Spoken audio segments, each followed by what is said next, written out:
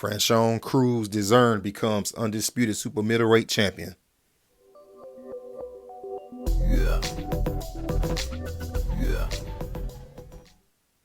Well, on the undercard of the Amanda Serrano, Katie Taylor undercard, Franchon Crews-Dezurn becomes undisputed super middleweight champion with a unanimous decision win over Elon Cederroos.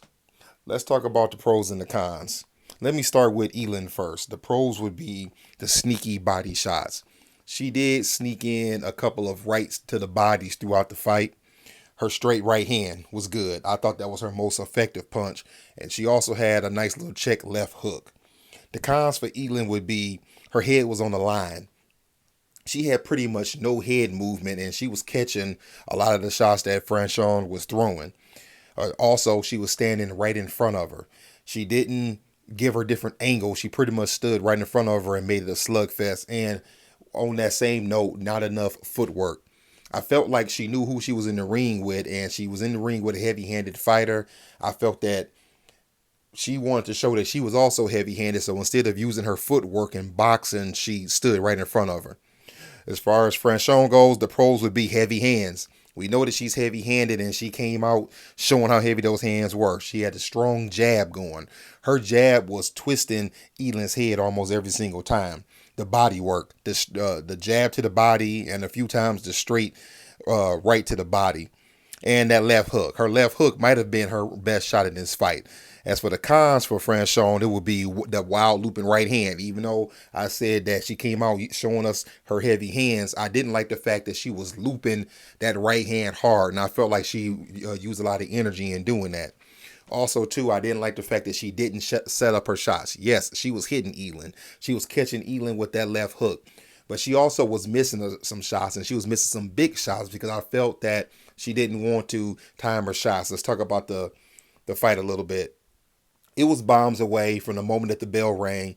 Franchon came out with a straight left to the body and looping right hands. It was very clear that she wanted to knock Elin out. I know she wanted to make a statement. She wanted to get out there on this big stage, really the biggest stage she's ever been on, and she wants to make a name for herself, and that all that is fine. But she's actually a much better fighter than the way that she was slugging. I'd have liked to seen her use her jab a lot more and set up those shots, and I believe that she could have got Elin out of there.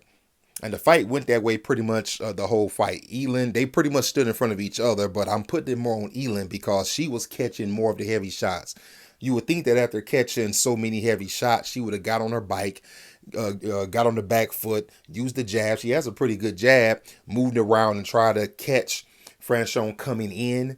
But that's not what she did. She stood in front of her and tried to catch her that way instead of giving her angles, moving around and try to catch her a different way. The fight was fairly entertaining. I'm sorry, I shouldn't even say fairly entertaining. The fight actually was pretty entertaining.